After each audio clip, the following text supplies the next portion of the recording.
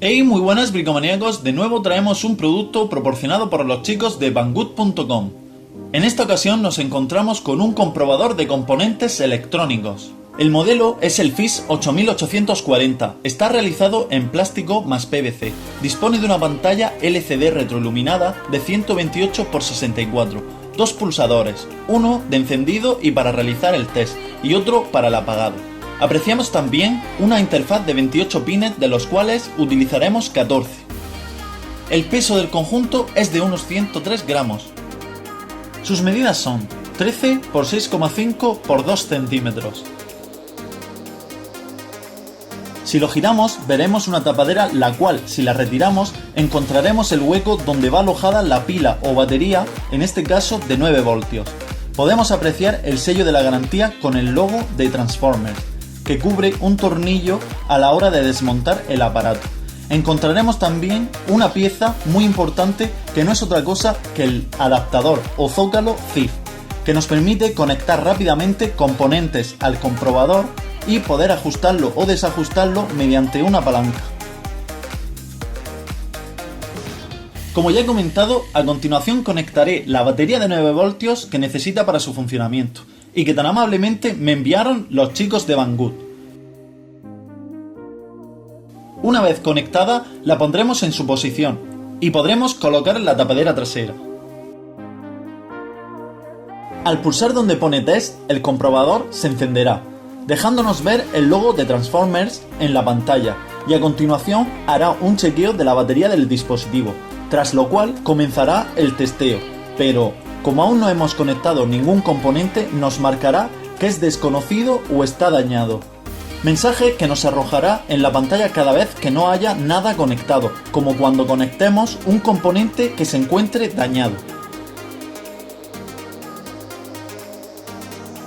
A continuación vamos a conectar el zócalo o CIF en la posición correcta, haciendo coincidir sus 14 pines con los 14 pines exteriores del aparato, y veremos de cerca el funcionamiento del mismo.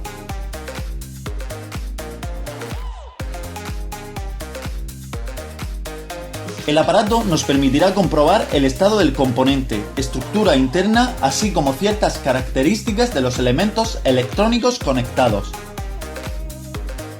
¿Cuáles son los componentes que es capaz de analizar el FIS 8840? Podremos analizar una amplísima variedad de resistencias, tanto fijas como variables, en un rango que va desde los 0,5 ohmios hasta los 50 megaohmios. Podremos saber la inductancia de una gran variedad de bobinas con un valor comprendido entre los 0,01 mH y 20 H. Comprobaremos y mediremos diferentes tipos de diodos, ya sean simples o dobles, como los rectificadores, LEDs, Zener y un largo etcétera. Los diodos controlados como los tristores y triacs de pequeña potencia podrán ser inspeccionados gracias a nuestro tester. Un amplio repertorio de transistores podrán ser analizados. Comenzamos por los transistores bipolares o comúnmente conocidos como de unión bipolar, BJT.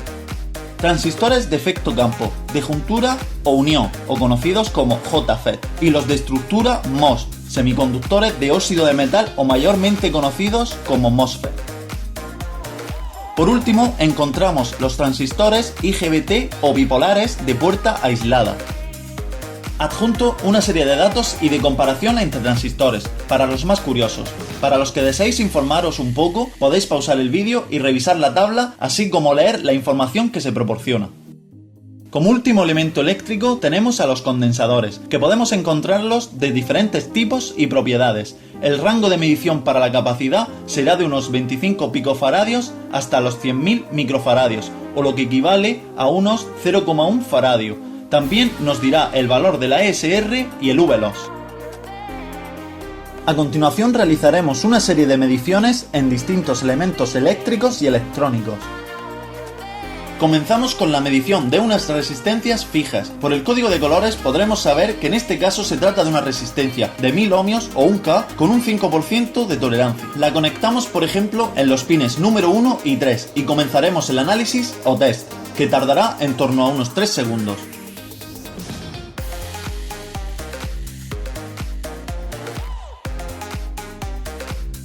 Efectivamente, la pantalla nos indica que nos encontramos con una resistencia que se encuentra conectada un extremo al pin número 1 y el otro al pin número 3 y que tiene un valor de 961,9 ohmios, lo cual se encuentra dentro de los valores para este elemento.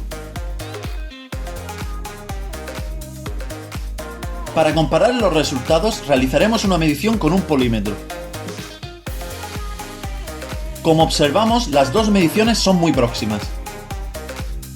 Resistencia según el código de colores de 150 ohmios y un 5% de tolerancia. La conectamos en los pines 1 y 3 y efectuamos el test.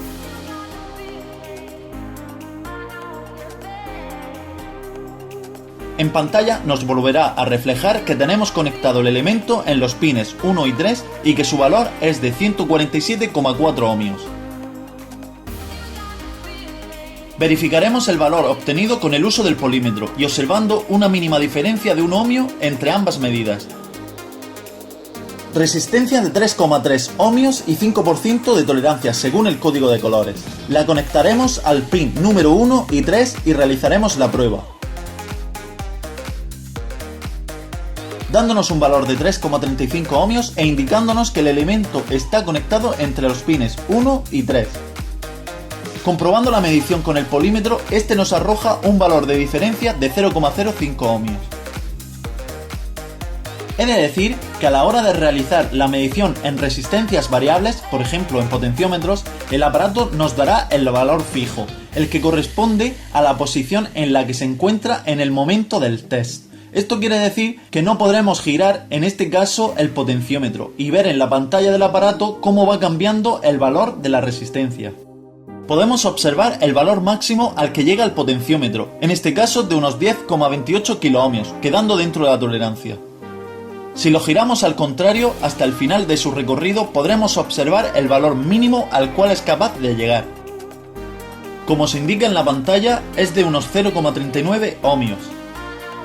Pasaremos a la medición de inductancias. Para ello se utilizará una bobina con el código 330 de 33 microhenrios y un 10% de tolerancia. La conectaremos al pin número 1 y 2 y comenzaremos el análisis.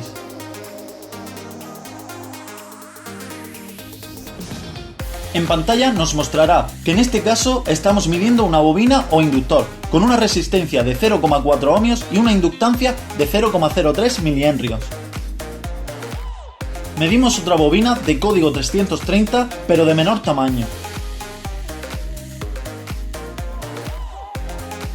En ella observamos una resistencia interna de 2,4 ohmios y una inductancia de 0,03 milihenrios. Seguimos con la medición de algunos tipos de condensadores. Condensador electrolítico de 33 microfaradios y 25 voltios con una tolerancia del 20%.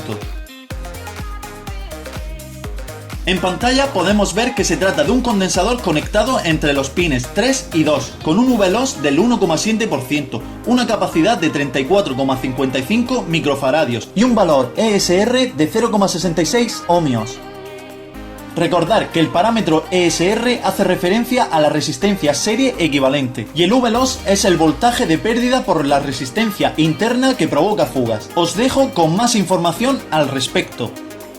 Condensador electrolítico de 1000 microfaradios y 25 voltios, con una tolerancia del 20%.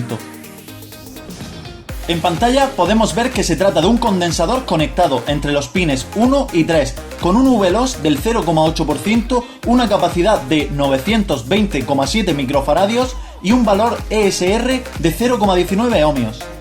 Condensador de poliéster de 560 nanofaradios, 400 voltios y una tolerancia del 10%. Realizamos el test arrojándonos los siguientes valores. V-loss del 0%, capacidad de 565,1 nanofaradio y una ESR de 0,35 ohmios. Condensador electrolítico de tántalo o de gota de 22 microfaradios y 25 voltios. Al realizar la prueba nos encontramos con un valor V-loss del 0,5%, una capacidad de 28,12 microfaradios y una ESR de 3,8 ohmios. Condensador cerámico de 1000 picofaradios y un voltaje máximo de 1000 voltios. Tenemos un valor V-loss del 0% y una capacidad de 1079 picofaradios. Pasamos a los semiconductores y comenzamos por analizar algunos tipos de diodos.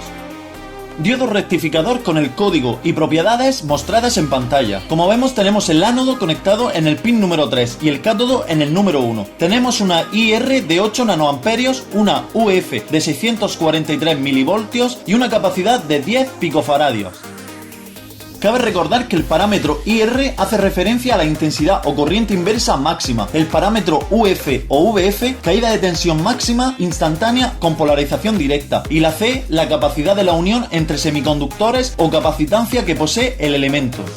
Diodo Zener. Para este diodo, el analizador no nos dará uno de los parámetros más importantes que tiene, la tensión de trabajo o tensión Zener. Se nos muestra en pantalla el valor IR de 17 nanoamperios, un valor UF de 684 milivoltios y una capacidad de 0 picofaradios. Diodo LED, en esta ocasión de color rojo. En este diodo tenemos una IR de 12 nanoamperios, una UF de 1,77 voltios y una capacidad de 8 picofaradios. Transistor bipolar C8050.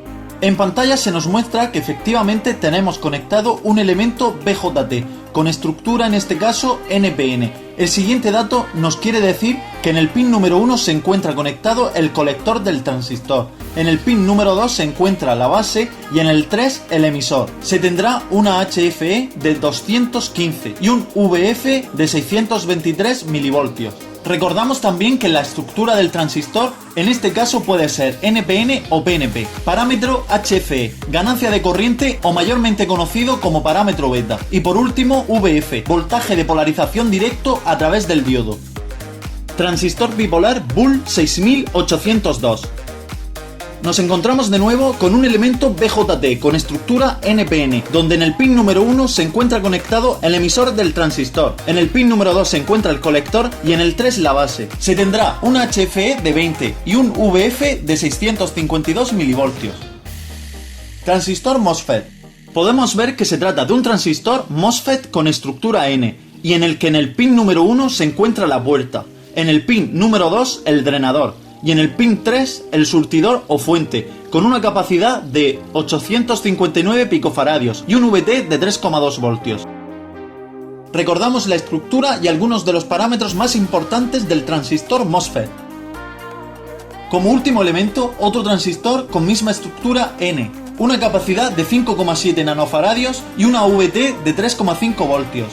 Por último, resumo unos puntos tanto positivos como negativos del medidor, según mi criterio y después de darle uso unos días. Como puntos positivos destacaré la gran variedad de componentes que pueden ser medidos y que por pantalla podemos saber qué estructura interna tienen, al igual que saber qué parte del elemento está conectado a cada pin del zócalo. Como punto algo negativo es la falta de un puerto externo para su conexión eléctrica, por ejemplo un puerto micro USB para conectarle una fuente externa de 5 voltios y no depender siempre de la batería interna. Destacar que el medidor totalmente apagado tiene un consumo de 20 nanoamperios. Esto se traduce en que pasados unos meses, en torno a los 6, si no se desconecta la pila, esta deba de cambiarse, ya que se habrá agotado. Y hasta aquí el vídeo de hoy. Como siempre, en la descripción del vídeo el enlace al producto. Gracias por estar ahí una vez más. Si te ha gustado, agradecería que dejaras un like. Si aún no estás suscrito, suscríbete para enterarte de nuevo contenido que subo al canal. Y nos vemos en el próximo vídeo si quieres. Un saludo. Chao, chao.